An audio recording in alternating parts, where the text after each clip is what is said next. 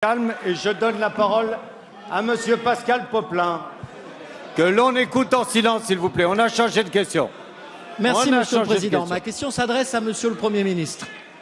La situation dramatique de nombreux pays génère un afflux massif de réfugiés et crée un terreau fertile au développement des filières d'immigration irrégulière.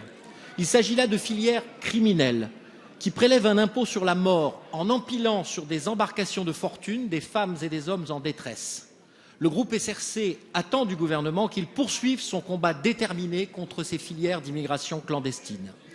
Nous soutenons aussi le projet de loi de réforme de l'asile que porte le gouvernement parce qu'il prévoit la réduction des délais d'instruction, des droits confortés pour les demandeurs, tout en assurant une soutenabilité de l'asile au moyen de la procédure d'hébergement directif qui permettra d'atténuer la pression, notamment en Île-de-France, qui accueille près d'un demandeur sur 2.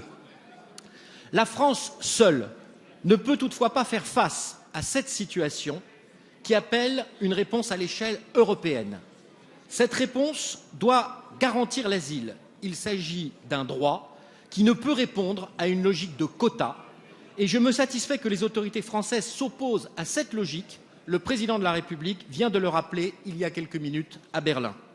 Chaque mois, chaque pays doit permettre et mettre en œuvre ce droit parce que lorsque l'on vient en Europe pour fuir les pires atrocités, c'est l'ensemble de l'Europe qui doit contribuer à l'accueil des réfugiés. Il convient enfin de lutter contre l'instrumentalisation de l'asile à des fins d'immigration régulière. Pouvez-vous, Monsieur le Premier ministre, préciser dans ce cadre les positions que la France défendra au sein des institutions de l'Union européenne? Merci Monsieur Popelin. La parole est à Monsieur le Premier ministre Manuel Valls.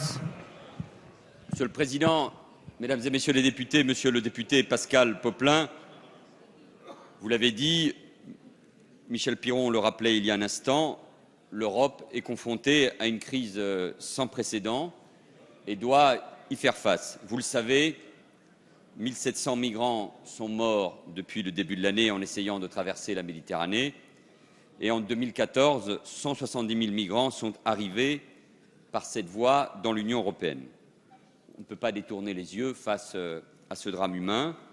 Il faut agir et proposer des réponses au niveau européen. Le ministre de l'Intérieur vient de rappeler dans quel cadre nous pourrons agir sous couverture des Nations Unies le plus rapidement possible, parce que ce sera une opération longue et difficile. Mais il faut aussi, vous le rappeliez d'ailleurs, des principes clairs et éviter les amalgames, notamment entre le droit d'asile et l'immigration irrégulière. Il y a, d'une part, l'immigration irrégulière motivée principalement pour des raisons économiques, mais liée aussi, bien sûr, à la situation d'un certain nombre de pays. En la matière, la France est évidemment hostile à toute idée de quotas. Je le dis au cas où il y aurait eu de la confusion dans l'esprit de nos concitoyens.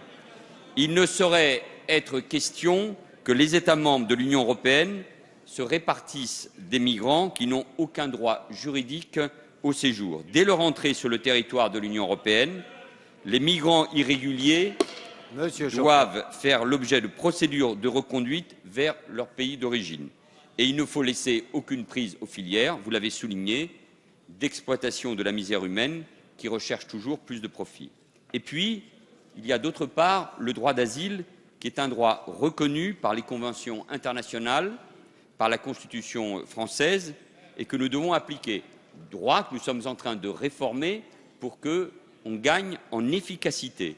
C'est un droit accordé à partir de critères.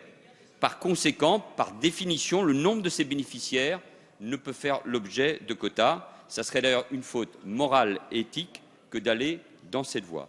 Cette distinction entre immigration irrégulière et asile est fondamentale et concrètement, cette situation appelle des réponses au niveau européen sur 2 bases. La responsabilité, les pays d'entrée des migrants doivent faire face à leurs obligations d'interception et d'identification des migrants, d'analyse des motifs de leur venue en Europe, de reconduite effective, même si ça n'est pas facile, vers leur pays d'origine de ceux qui ne relèvent pas de l'asile. Et la deuxième base, c'est la solidarité. Tous les pays de l'Union européenne doivent être mobilisés solidaires. Je rappelle, je l'ai dit samedi dernier, en compagnie du ministre de l'Intérieur à Menton. 5 pays, dont la France, avec l'Italie, l'Allemagne, le Royaume-Uni et la Suède, 5 pays gèrent les 3/4 des demandes d'asile en Europe. Oui, à partir de là, il faut une répartition réfléchie, équitable sur l'ensemble des demandeurs d'asile, mais qui tienne compte de ces chiffres. Monsieur le député, la France respecte ses engagements en matière d'accueil des réfugiés. C'est un travail qui est mené notamment avec le HCR. Nous continuerons à le faire. Et je vous rappelle que la France a accueilli 5 000 réfugiés syriens et 4 500 irakiens depuis 2012. Et la France agit de manière globale en Afrique pour répondre aux défis sécuritaires. Bernard Cazeneuve rappelait qu'il était au Cameroun et au Niger, et notamment face au terrorisme, dont les populations locales sont les premières victimes, mais aussi, et c'est un enjeu majeur pour l'Union européenne, pour le renforcement de la coopération et de l'aide au développement, au-delà même de ce qui a été fait. Il n'y a pas de solution simple, automatique, facile. Nous avons besoin aussi de plus d'Europe. Et attention aux idées hasardeuses sur Schengen II. Il faut faire évoluer Schengen, mais dire qu'on remettrait en cause Schengen et les mécanismes européens est proprement irresponsable. Nous avons besoin d'une action cohérente, de longue portée, portée par tous les pays de l'Union européenne et qui doit être mise en œuvre. Et la France le fait avec fierté et avec détermination. Merci, Monsieur le Premier ministre.